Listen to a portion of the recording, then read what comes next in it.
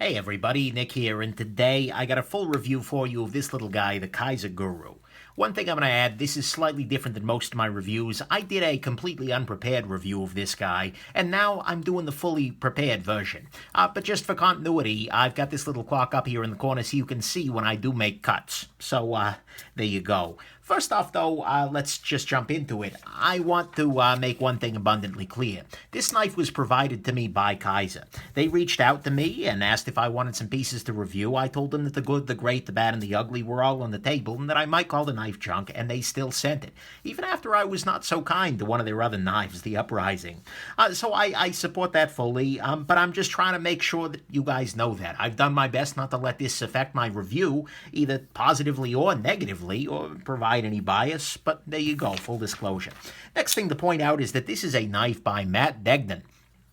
Matt is a relatively new designer. He's, I gather, mentored by Matt Cucciara, so that's good. And he's got a couple of models teamed up with Kizer, and this is a sort of production version of one of his customs.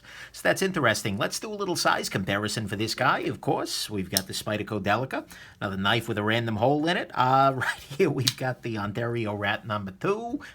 No, that's the one. One of these days I'll learn that. Probably not. And here's the Rat number 2.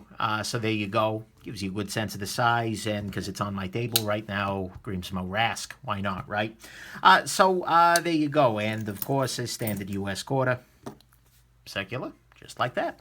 So let's go ahead and jump into the good, the great, the bad, and the ugly.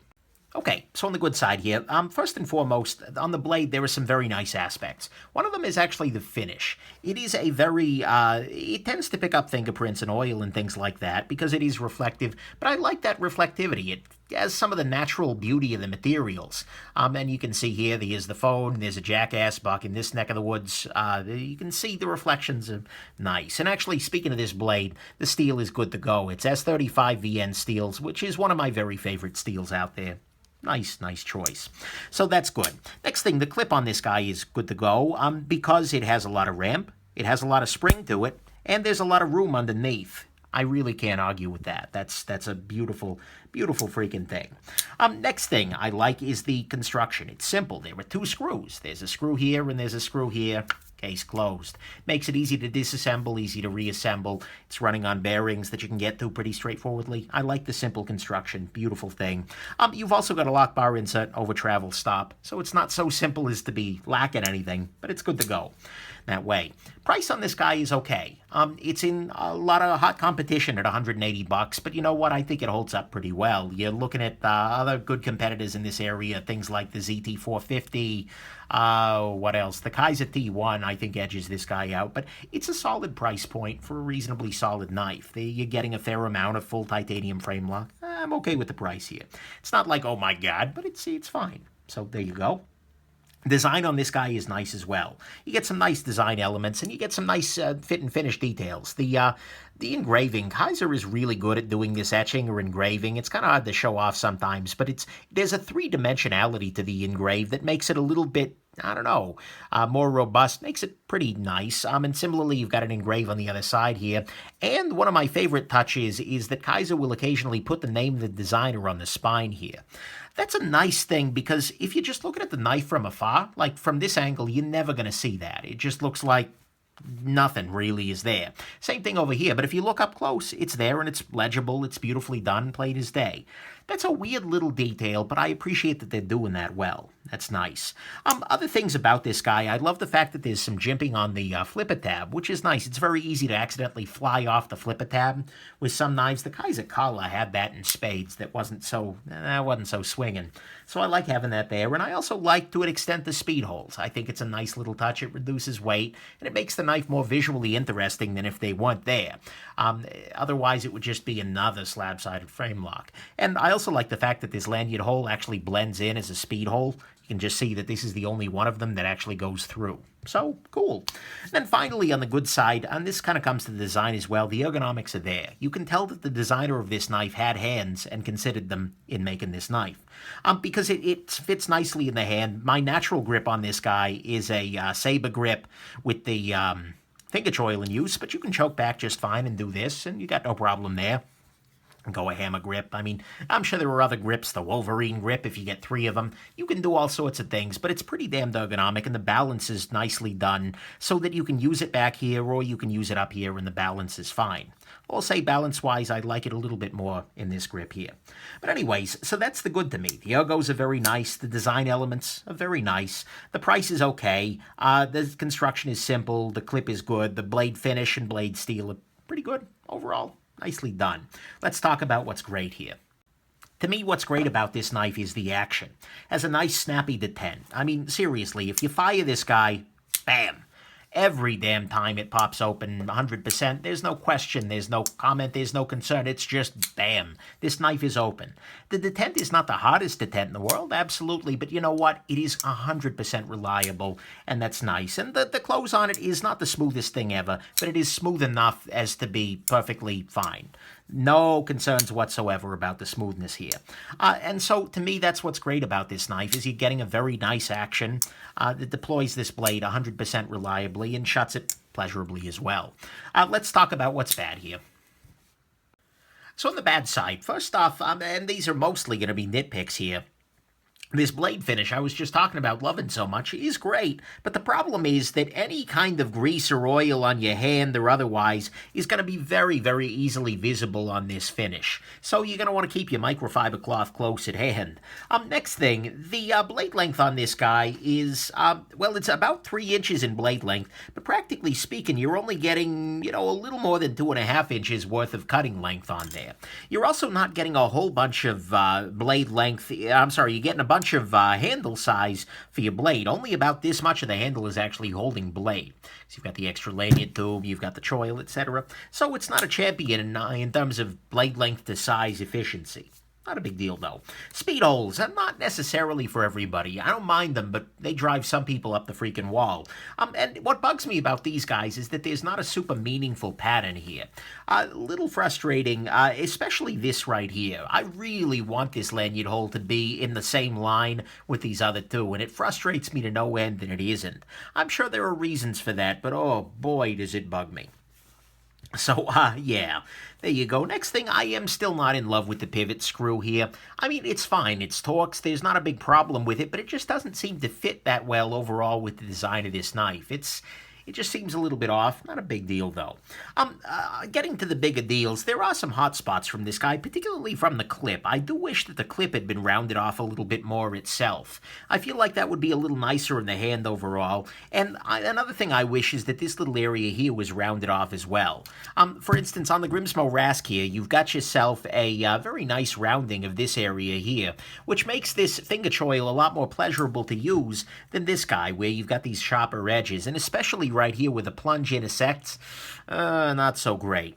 But anyways, so those are some hot spots. This knife does need a detent ball ramp, which means that the area where the detent ball hits, you can hear, I mean, there is some force there. You can definitely force it past, but I would like to have seen at least a little chamfer there, or at the very least a nice little ramp. If I were keeping this guy, I'd probably add one myself.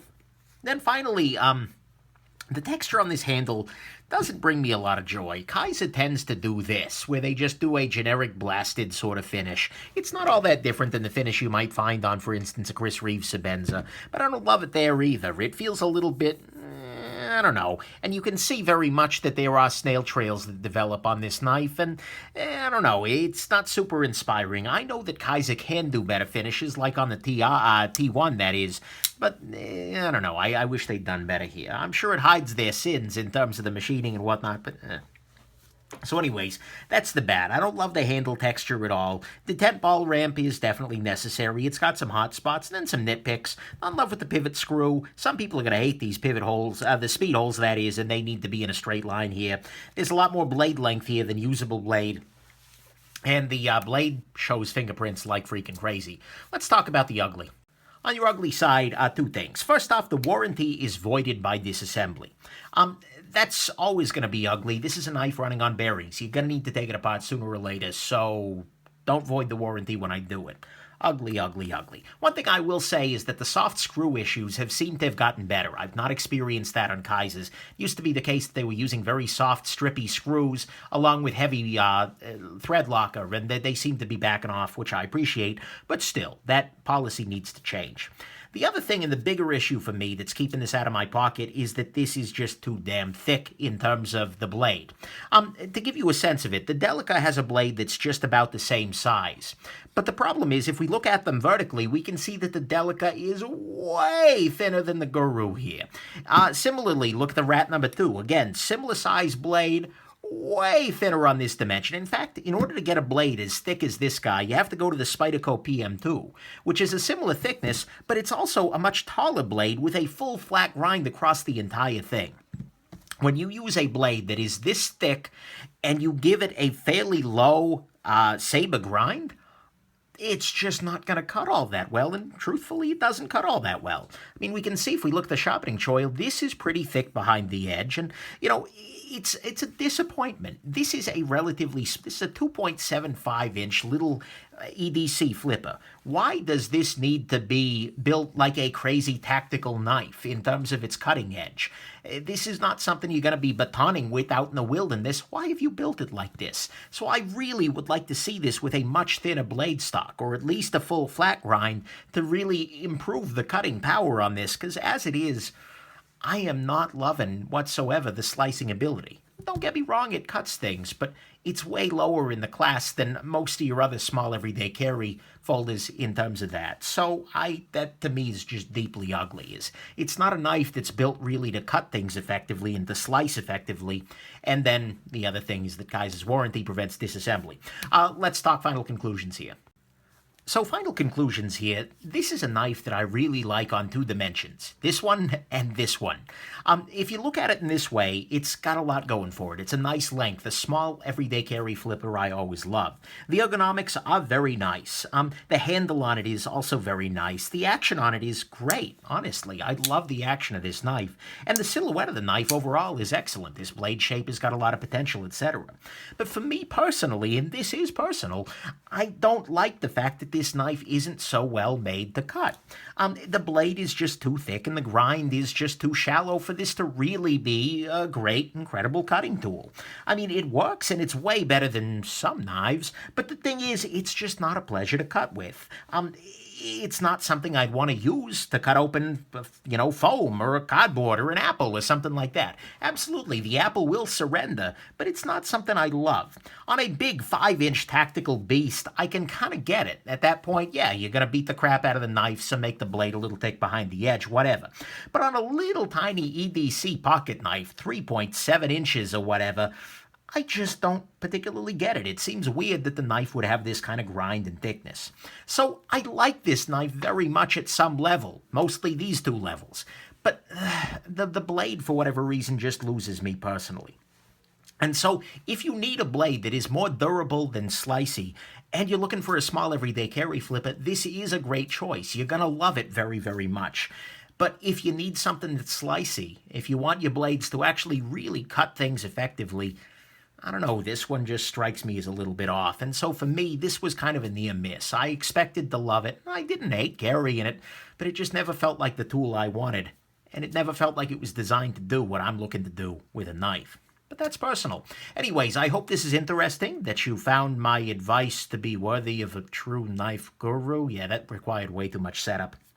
But mostly, I hope that you have yourselves an absolutely wonderful rest of your day. Bye now.